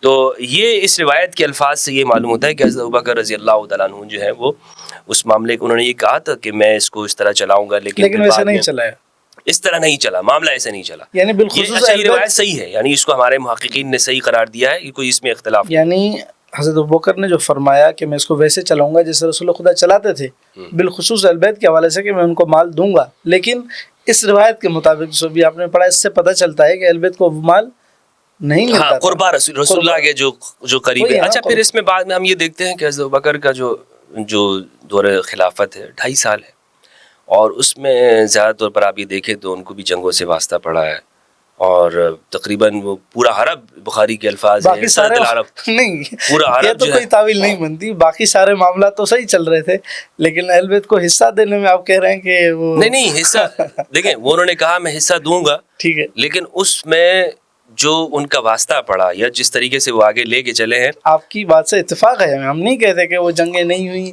ارتداد نہیں ہوا، سب کچھ ہوا ہے، لیکن جو سوال ہے وہ سوال اصل یہ ہے روایت کے الفاظ تو کم از کم یہ کہ اس طرح وہ اس پہ عمل اہل بیت کو وہ نہیں ہو حصہ سکا، اس پہ عمل نہیں ہو آپ اس سکا، کو ہاں اس پہ عمل نہیں ہو سکا ہے۔ اچھا ٹھیک ہے، کیوں نہیں ہو سکا اس کی وجہ مجھے نہیں معلوم ہے، واللہ یعنی حضرت ابوبکر نے اہل بیت کو اس طریقے سے مال نہیں دیا۔ اچھا، پھر حضرت عمر نے پھر وہ دے دیا تھا، یہ بھی ایک شاید اسی وجہ سے ہو کہ چونکہ وہ نہیں ہو پا رہا ہے۔ دیکھیں آپ ایک چیز کی ذمہ داری باقی سارے امور چل رہے ہیں، اہل بیت کا مال نہیں ہو پا رہا، دیکھیں یہ تو کوئی سوال نہیں بنتا۔ آپ بھی ایک چیز کا ذمہ لے لیں، آپ لے لیں کسی کے گھر کے راشن کا ذمہ اٹھا لیں، اور کل کو آپ اس کو پورا نہ کر پا رہے ہوں، ٹھیک ہے، تو میں یہ تو نہیں کہوں گا کہ یار دیکھو یار یہ ممکن ہے، آپ کہہ سکتے ہیں کہ میرے پاس 10 کام اور ہیں نہیں کر پا رہا ہوں، تو اسی لیے آپ کسی اور کے حوالے، حضرت عمر نے اسی لیے تو یہی کیا کہ امام علی کے حوالے کر دیا، یا آپ لیجئے تاکہ ہمارے سے جو ہے نا یہ معاملہ ٹھیک ہے ٹھیک ہے۔ ہمارا جو معاملہ ہے نا، ہم کسی کو کر دیتے ہیں وہ مستحب کی نیت سے، بھائی میری تو آج بس ہے، آج صبح کل نہیں ہے، آج آپ کو 1000 دیتا ہوں، کل میں آپ کی 500 کی مدد کروں گا۔ اہل بیت کے ساتھ مدد کا معاملہ تو نہیں تھا، وہ تو جیسے رسول چلاتے تھے۔ ہاں قیاس نہیں کر، میں یہ کہہ رہا ہوں کہ اگر بالفرض ہم اس معاملے کو رکھتے ہیں، ذمہ داری کا میں کہہ رہا ہوں، میں یہ نہیں کہہ رہا ہوں کہ اہل بیت کے اوپر کسی کا احسان ہے، نہیں، وہ تو ان کا حق ہے، حق ہے نا، کہنے یعنی کا حق اس طریقے سے نہیں ملتا تھا جس طرح رسول خدا کے دور میں انہیں ملتا تھا، اگر بالفرض کو قبول بھی کر لیا۔ ذمہ داری والی بات تھی نا، ذمہ داری انہوں نے اٹھائی تھی۔ دیکھیں ہمیں الفاظ میں جو ہے نا وہ باریکی کے ساتھ اس کو دیکھنا ہے نا، کہ وہ یہ کہہ رہے ہیں کہ یہ ذمہ داری میری ہے، یہ ذمہ داری میری ہے، ویسے ہی چلاؤں گا نا، میں ویسے ہی چلاؤں گا، صحیح ہے، میں ویسے ہی چلاؤں گا۔ اب وہ معاملات اس طور پر نہ چل سکے تو اس کی کیا، آپ اس کو یوں کیوں نہیں کہہ دیتے کہ حضرت ابوبکر نے ویسا نہیں دیا؟ اس کہنے میں آپ کو کیا دشواری ہے؟ اس لیے کہ وہ اس میں روایت کے الفاظ یہ ہیں کہ انہوں نے اس کو جو قربا رسول اللہ ہے، قربا رسول اللہ ہے، وہ اس میں نہ دے سکے نا، وہ نہ دے سکے، نہ دے سکے، نہ دے سکے یا نہیں دیا، بات تو ایک ہی ہے۔ اب کان کو آپ یہاں سے پکڑ لیں، واللہ اعلم بالصواب، یعنی یہ اس میں جو ہے وہ مزید۔ اچھا، اب آخری سوال ہے آپ سے یہ کہ چلے انتظامی امور میں حضرت ابوبکر کے دور میں ان کے پاس رہا، حضرت عمر کے دور میں ان کے پاس رہا، حضرت عثمان کے دور میں ان کے پاس رہا، جب حضرت علی کا دور آیا یعنی چوتھی خلافت آئی، اس وقت تو حضرت علی نے اپنے کنٹرول میں کر لینا تھا، اور اپنا جو دعویٰ تھا جو وہ آپ کے بقول اور صحیح بخاری کی اس روایت کے بقول حضرت ابوبکر کے سامنے حضرت زہرا پیش ہوئیں، عباس بن عبد المطلب پیش ہوئے، حضرت عمر کے دور میں حضرت ابوبکر جب چلے گئے تو حضرت علی پیش ہوئے، یعنی 2-3 ادوار میں پیش ہوتے چلے آ رہے ہیں۔ تو اپنا دور جب آیا تو لازم تھا، حکومت تھی، کر لیتے اور بتا دیتے امت کو کہ یہ ان کے ادوار میں ہمیں نہیں ملا، اب یہ ہمارے ہاتھ میں ہے فدق۔ پھر جو آپ نے کہا کہ 50 کلومیٹر اور یہ پورا تھا، اس 50 کلومیٹر پر حضرت علی دکھاتے امت کو کہ دیکھیے یہ فدق تھا، رسول خدا نے ہمیں عطا کیا تھا اپنی بیٹی کو، اور ہمیں اہل بیت کا حق ہے۔ ہاں، سیدنا علی کا آپ نے اگر ان کی سیرت پڑھی ہے نا، تو یا جو شخص بھی یہ سیرت امام علی کی پڑھے گا تو معلوم ہوگا کہ امام علی نے کبھی اپنی ذات کے لیے نہ کسی سے انتقام لیا، کبھی بھی، اور نہ اپنی ذات کے لیے کبھی انہوں نے کوئی کام کیا ہے صحیح کہ یہ دیکھیں کہ اچھا یہ چونکہ یہ واقعہ ہے یہ میری ذات سے تعلق رکھتا ہے. اول تو اس جو فدق کا اور یہ تمام مال ہے اس کا حقدار، اس کا مطالبہ کرنے والی کون تھی؟ سیدہ زہرا سلام اللہ علیہا. وہ نہ رہیں، اور پھر اس کے بعد امام علی نے صلح کی ہے حضرت ابوبکر سے، اور سب سے صلح کی ہے، بیعت کی ہے، صلح کی ہے. صلح امام علی ہے، یہ صلح کی ہے، مصالحہ، صحیح بخاری کے الفاظ ہیں، مصالحت کی ہے. یعنی یہ جو بیعت کہا جاتا ہے تو وہ معاملات وہیں پہ رہ گئے. امام علی نے کہا کہ ٹھیک ہے، یہ تمام جو واقعات بھی ہوئے امت کی صلاح کے لیے، امت کی بھلائی کے لیے، بہتری کے لیے، امام علی نے وہاں تک اس بات کو رکھا. ٹھیک ہے نا. ٹھیک. اور اس لیے ایک تو انہوں نے پھر وہ ایک نئے سرے سے پھر اپنے دور میں آئے اور پھر اس قضیے کو نہیں چھیڑا. پھر آپ یہ دیکھیں کہ امام علی جیسے ہی آپ کی بیعت کر لی جاتی ہے، آپ خلافت، آپ کا دور شروع ہوتا ہے، آپ کے اوپر کن جنگوں کے دروازے کھول دیے گئے؟ ارد گرد سے ساری جنگوں کے دروازے. آپ پورے جمل 36 ہجری میں امام علی علیہ السلام کی خلافت، 36 میں ہی جو ہے وہ جمل فوراً آپ کو کوفہ جانا پڑا. مدینہ تو رسول اللہ، مدینہ چھوڑنے کو کس کا دل کرتا ہے یار؟ آپ اندازہ کریں امام علی علیہ السلام کن حالات سے آپ کو سابقہ آیا ہوگا. آپ مدینہ آپ نے چھوڑا، کوفہ گئے، وہاں کوفہ میں بصرہ میں جنگ جمل ہوئی، پھر آپ 37 پورے سال 9 مہینے صفین رہی ہے. یہ 1-2 دن کی جنگ نہیں تھی، تاریخ کی سب سے طویل لڑائیوں میں سے 9 مہینے پورا سال رہی ہے، اور اس میں جلیل القدر صحابہ کرام شہید ہوئے ہیں. پھر 38 میں آپ نہروان آپ دیکھیں، 40 میں آپ کا شہادت ہے آپ کی امام علی علیہ السلام کی. یعنی 3-4 سال کے ادوار میں تو آپ کو تو وقت ہی نہیں ملا نا. 4 سال اور 5 مہینے اتنا ہی آپ کی خلافت کا زمانہ ہے، اور اس میں 3 سال تو پورے کے پورے آپ کی جنگوں میں گئے ہیں. ٹھیک ہے. اور یہ جنگیں ایسا نہیں کہ امام علی علیہ السلام نے اس کو جو آپ کی وجہ سے ہوئی ہیں، آپ کے خلاف کی گئی ہیں. ٹھیک ہے. یعنی دفاعی جنگ تھی جس کو اگر امام علی علیہ السلام، اور اس میں آپ حق پر ہیں. اہل سنت والجماعت کا قول یہی ہے، موقف یہی ہے، اور رسول اللہ کا فرمان یہ ہے، امرت بقتال الناکثین والقاسطین والمارقین. ابو ایوب انصاری رضی اللہ عنہ اور دیگر جلیل القدر صحابہ کرام وہ آگے بڑھ کر حصہ لیتے تھے. صحابہ نے پوچھا آپ کیوں اس میں آپ اتنا آگے بڑھ رہے ہیں؟ تو ابو ایوب انصاری نے فرمایا کہ حق علی کے ساتھ ہے، یعنی امرت بقتال الناکثین والقاسطین والمارقین. تو ایک بات تو یہ ہے. دوسری بات یہ ہے کہ اگر ہم رسول اللہ کی سیرت طیبہ کو دیکھیں، امام علی اور اہل البیت رسول اللہ کی زندگی پہ چل رہے ہیں. یا تو ان کے سامنے قرآن ہوتا ہے، یا ناطق قرآن، یا رسول اللہ کی ذات ہوتی ہے. فتح مکہ کا مشہور واقعہ ہے کہ آپ صلی اللہ علیہ وآلہ وسلم نے جو کعبہ کی چابیاں ہیں، یہ جو بنو امیہ ہیں ان کے پاس رہنے تھی. یعنی یہ اس میں پہلے یہ بنو ہاشم کے پاس تھی، جناب عبد المطلب کے بعد پھر وہ بنو نوفل اور ان کی آپس میں ایک انہوں نے قبضہ کر لیا تھا صحن کے اوپر سارا. تو پھر بنو ہاشم نے پھر باقاعدہ طور پر ایک اپنے بنو مطلب کو ساتھ میں ملا کر وہ واپس لیا تھا. تو بہرحال ایک حلیف، جو حلیف کی بات ہے نا، زمانہ جاہلیت میں بھی بنو مطلب اور بنو ہاشم حلیف تھے، اور بنو نوفل اور بنو عبد الشمس ان کا ایک الائنس تھا. تو یہ اسلام سے پہلے بھی رہا اور اسلام کے بعد بھی رہا ہے. ٹھیک. اس میں یہ ہے کہ فتح مکہ کے موقع پر وہ آئے اور حضور کے سامنے پیش کر دیا، رسول اللہ آج تو آپ کے پاس آ گیا سب کچھ. اور انہوں نے یہی سمجھا کہ آج تو بس سب کی گردنیں ماری جائیں گی، آج تو یہ ہم سے سب کچھ لے لیا جائے گا. نہیں، جنگ ہوئی ہے. فتح مکہ یہ سلحن فتح نہیں ہوا ہے، یہ غزوے کے نتیجے میں ہوا ہے. صحیح. ہاں، یہ یہاں پر بھی لوگ کہتے ہیں صلح ہوئی ہے، نہیں، یہ جنگ ہوئی ہے. سب کو قیدی بنایا گیا ہے، سب کے ہاتھ باندھے گئے اور پھر ان کو چھوڑا گیا ہے، ان پہ احسان کیا گیا ہے. صحیح. جن کو قیدی بنایا گیا، اسی لیے تو ان کو طلقاء کہتے ہیں نا. قیدی بنانے کے بعد ان کو چھوڑا گیا. تو یہ جو یہاں پر اس لیے وہ انہوں نے کہا وہ قیدی بن گئے. انہوں نے کہا یہ چابیاں بھی آپ کے پاس، یہ آپ کا حق تھا. حضور نے کیا فرمایا؟ نہیں، یہ تم اپنے پاس رکھو. نہیں لیا. کعبۃ اللہ کی چابیاں بنو ہاشم کا تھا، بنو ہاشم کے پاس ہی کعبۃ اللہ کی چابیاں ہوتی تھی. آج تک یہ انہی کے پاس چلی آ رہی ہے. آپ اندازہ کریں. اور یہ مشہور واقعہ، یعنی فتح مکہ کے واقعات پڑھیں گے تو اس میں یہ ہے، یعنی رسول اللہ صلی اللہ علیہ وآلہ وسلم نے اپنا حق بنو ہاشم کا جو تھا، بنو ہاشم کا جو حق تھا، چونکہ انہوں نے قبضہ کیا تھا اس کو، اس کے باوجود ان سے نہیں لی چابیاں. کیوں نہیں لی؟ اس لیے نہیں لی کہ کہیں یہ لوگ نہ ابھی یہ نئے مسلمان ہوئے ہیں، دوسرے لوگ جو ہے کہیں یہ نہ سمجھ لیں اچھا یہ تو بس چابیاں لینے کا ہی معاملہ، اپنی سرداری کے لیے جو سرداری لینے کے لیے چابیاں. دیکھیں ایک جو لیڈر ہے وہ کام بہت, اس کے سامنے بہت عظیم مقصد ہے, اگر وہ اس طرح کے واقعات جو نزاعی اور اختلافی ہوں اس پہ ہاتھ ڈال دے نا تو آپ وہ کیا اچھا ہے, اسلام کو یعنی نقصان ہوگا اس سے, یعنی اب یہ کہہ اس لیے امام علی علیہ السلام نے کہا ٹھیک ہے اس بات کو رہنے دیں. سب لوگ یہی بات کرتے, اچھا معاملہ تو یہ تھا, اور جو غدیر ہے سب اس کو بھول جاتے. صحیح. اچھا یہ اس دور میں آخری ایک سوال ہے, اس کے بعد ہم اجازت چاہیں گے ناظرین سے, کہ اس دور کے اندر تھا کس کے پاس, یعنی حضرت عثمان کے بعد جی جی فوراً حضرت علی کے ہاتھ میں آنا چاہیے تھا. جب خلافت منتقل ہو گئی, صحابہ کرام نے بیعت کر لی, تو یہ حضرت علی کے وہ تو حضرت عمر نے پہلے مدینہ کی جو باغات ہے وہ حضرت علی کو دیے, پھر واپس لے لیے. ٹھیک. اور اس کے بعد حضرت عثمان رضی اللہ عنہ کا جب دور آیا تو ابو داؤد کی صحیح روایت ہے کہ انہوں نے پھر بنو مروان کو دے دیا. مروان کے بعد یعنی حضرت عثمان نے, حضرت عثمان رضی اللہ عنہ, یہ روایت کہاں ہے؟ یہ ابو داؤد کے اندر, سیاہ کے اندر, سیاہ ستہ ہمارے سنن ابو داؤد. اس روایت کی سند صحیح ہے؟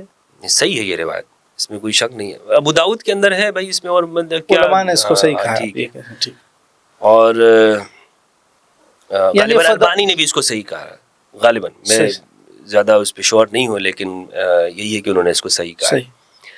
اچھا پھر ان کے بعد یعنی بنو امیہ کی طرف منتقل ہو گیا. بنو امیہ کی طرف امام علی علیہ السلام اگر آ کر پہلے یہی کام کرتے کہ یہ یہاں پہ حملہ کرتے تو سارے لوگوں کی کیا کہتے, اچھا تو یہ معاملہ سارا یہ تھا, یہ فدق کے لیے, اور میں نے آپ کو بتایا بہت بڑی پراپرٹی ہے, یہ بہت بڑی زمین ہے اور اس کی اتنی بڑی مالیت ہے, 74,000 دینار سالانہ جس کی آمدن ہو, آپ پاکستانی تقریباً اربوں بنتے ہیں. تو اس لیے امام علی علیہ السلام نے کہا نہیں اس کو چھیڑنا ہی نہیں ہے, یہ جہاں پر ہے اس کو رہنے دیں, جسے رسول اللہ صلی اللہ علیہ وآلہ وسلم نے کعبہ کی کنجیاں جو انہی کے پاس رہنے دی. یعنی اگر حضرت علی پر ہے تو. اور ایک اور واقعہ بخاری کے اندر موجود ہے, یہ جو حتیم ہے یہ کعبہ کا حصہ تھا, اس کو جب سیلاب آیا تھا تو وہاں پہ مکہ میں تو قریش کے پاس پیسے نہیں تھے, تو انہوں نے حتیم کو چھوڑ دیا اور کعبہ کو تعمیر کر دیا, جو جس جگہ پر آج موجود. یہ حتیم بھی کعبہ کا ہی حصہ ہے. تو اصل میں ان کے پاس پیسوں کی کمی اس لیے ہوئی, انہوں نے کہا کہ یار جن کے پاس جتنی حلال, مطلب جو ایسی ہے نا بالکل کرپشن سے پاک جو پیسہ ہے وہی خرچ کرنا ہے, تو وہ کم پڑ گیا تھا ان کے پاس, تو انہوں نے یہ تعمیر کر دی. آپ صلی اللہ علیہ وآلہ وسلم کے پاس بڑا موقع تھا فتح مکہ کے موقع پر, آپ اس کعبہ کو گراتے, آپ نے اس خواہش کا اظہار بھی کیا اور حضرت عائشہ کے سامنے کہا کہ میری یہ بڑی ایک وہ ہے کہ میں اس کو گرا کر میں چاہوں تو یہ کر سکتا ہوں کہ بنا ابراہیمی کے اوپر اس کو بخاری صحیح بخاری کی روایت ہے. تو عائشہ نے کہا کہ آپ اس طرح کر دیں. آپ نے فرمایا نہیں, لیکن تمہاری قوم نئی نئی مسلمان ہوئی ہے, اگر ایسا کر دیا تو مجھے ان کا اسلام سے پھرنے کا خوف ہے. تو کعبہ کو اگر اس شکل میں تعمیر کر دیا جس شکل میں تھا. ان کا پروپیگنڈا کیا تھا, پوری زندگی جو قریش کے لوگ تھے کیا پروپیگنڈا کرتے تھے, یہ صابی ہیں, یہ تو دین سے نکلے ہوئے ہیں, الیاذ باللہ. صابی کہتے تھے نا مسلمانوں کو جو مسلمان ہوتے تھے کہ یہ تو وہ لوگ ہیں جو دین سے نکلے ہوئے ہیں, یہ تو ابراہیم کے, ہم بلکہ ابراہیمی تو ہم ہیں اصل میں. اور پھر آپ صلی اللہ علیہ وآلہ وسلم آ کر اس طرح کر دیتے تو وہ تو ان کی جو سوسائٹی میں موجود پروپیگنڈا انہوں نے پھیلاتے رہے اس کو تقویت مل جاتی. تو صحیح بخاری کے الفاظ ہے کہ آپ صلی اللہ علیہ وآلہ وسلم نے اس کو چھوڑ دیا اور کہا کہ, تو اس سے معلوم یہ ہوا کہ قوم کی مجموعی مصلحت کی خاطر ایک امر شرعی یا تمنائے محمدی کو آپ صلی اللہ علیہ وآلہ وسلم چھوڑ سکتے. ایک صحیح, ایک یعنی جس کو آپ کہیں کہ یہ میری چاہت ہے کہ اس کو میں اسی بنا ابراہیمی پر تعمیر کر دوں, حضور نے نہیں, حضور نے کہا نہیں, ان کفار قریش کی بنا کے اوپر اس کو رکھو. پھر اس کے بعد پھر عبداللہ ابن زبیر نے کیا کیا تھا, ویسے ہی کر دیا تھا بنا ابراہیمی کے اوپر. حجاج نے کیا کر دیا, پھر بنا قریش کے اوپر کر دیا. آپ نے دیکھا کہ کیا نتیجہ نکلا, تو صحابہ کرام کی جانیں گئیں اس کے اوپر. تو حضور نے اس کو چھوڑ دیا. یہ ایک لوگوں کی انا میں آ جاتا ہے ایک مسئلہ.